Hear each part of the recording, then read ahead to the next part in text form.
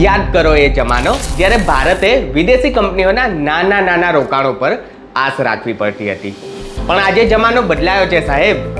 હવે ભારતની કંપનીઓ અમેરિકામાં જઈને દુનિયાની મોટી રિફાઇનરીઓ નાખે છે અને તેની જાહેરાત ખુદ અમેરિકાના રાષ્ટ્રપતિ ડોનાલ્ડ ટ્રમ્પ સોશિયલ મીડિયા પર ગર્વથી કરે છે.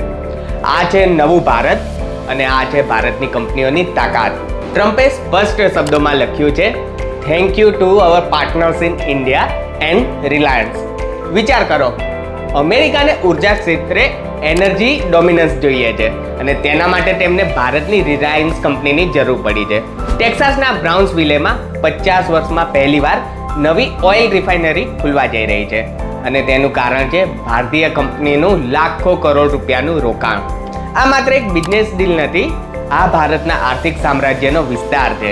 જે અમેરિકા એક સમયે આપણને શિખામણો આપતું હતું, આજે તે જ અમેરિકામાં હજારો નોકરીઓ અને આર્થિક વિકાસ લાવવાની જવાબદારી એક ભારતીય કંપનીના ખભે છે.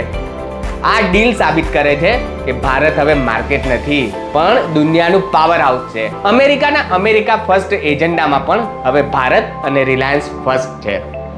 જ્યારે ટ્રમ્પ કહે છે કે આ દુનિયાની સૌથી સ્વચ્છ રિફાઇનરી હશે, ત્યારે તે ભારતીય ટેકનોલોજી પર મહોર મારે છે. આ સમાચાર દરેક ભારતીય માટે ગર્વની વાત છે કે આપણી કંપનીઓ આજે સુપર પાવર અમેરિકાનું ભાગ્ય લખી રહી છે.